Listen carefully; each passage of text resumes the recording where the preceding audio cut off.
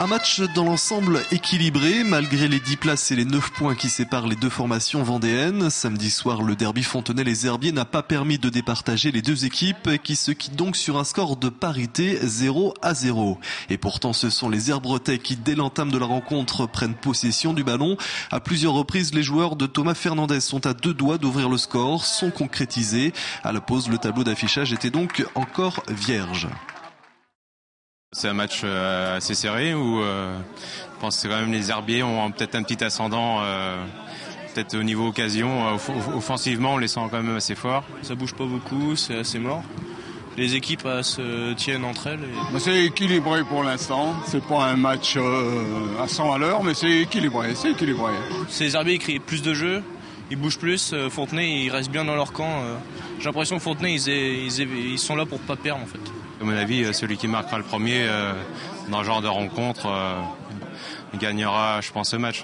En seconde période, les Fontenaisiens se libèrent progressivement. La physionomie de la rencontre est inversée et ce sont donc les joueurs d'Anthony Gauvin qui prennent l'ascendant sur leurs homologues herbretais, mais là aussi sans trouver la brèche. 0-0 donc au terme des 90 minutes de jeu, un résultat finalement logique et qui satisfait évidemment en premier lieu l'entraîneur sud-vendéen. Les Fontenaisiens actuellement 12e au classement provisoire récupèrent 2 points, des points précieux au vu du maintien.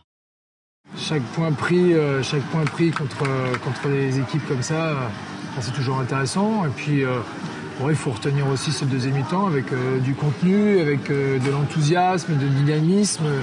Et ça m'a plu. Maintenant, il a manqué un petit peu la finition, mais on peut pas non plus trop en demander.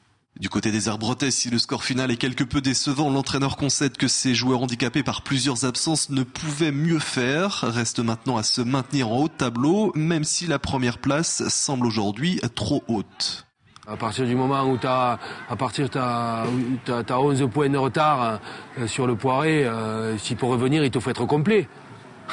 Il faut être complet, faire tourner les gars, les mecs qui sont frais, tout ça. Là, aujourd'hui, c'est pas possible. Le groupe est trop restreint. Et puis voilà, on peut pas faire souffler les mecs. Donc voilà, donc c'est pas possible, tout simplement. Je pense qu'on aura fait une très bonne saison. Si on est dans les 2-3, on aura fait vraiment une très bonne saison. Si on est dans les 5, une bonne. Et voilà, après, pour finir premier, il faut faire une saison exceptionnelle. Et c'est ce qu'a fait le Poiré. Le Poiré qui sera exempt le week-end prochain. Les Herbretais peuvent donc réduire leur retard. Samedi soir, ils recevront l'équipe de Lorient, 14e du classement provisoire. Quant aux Fontenaisiens, ils se déplaceront au Mans, actuellement à la 8e place.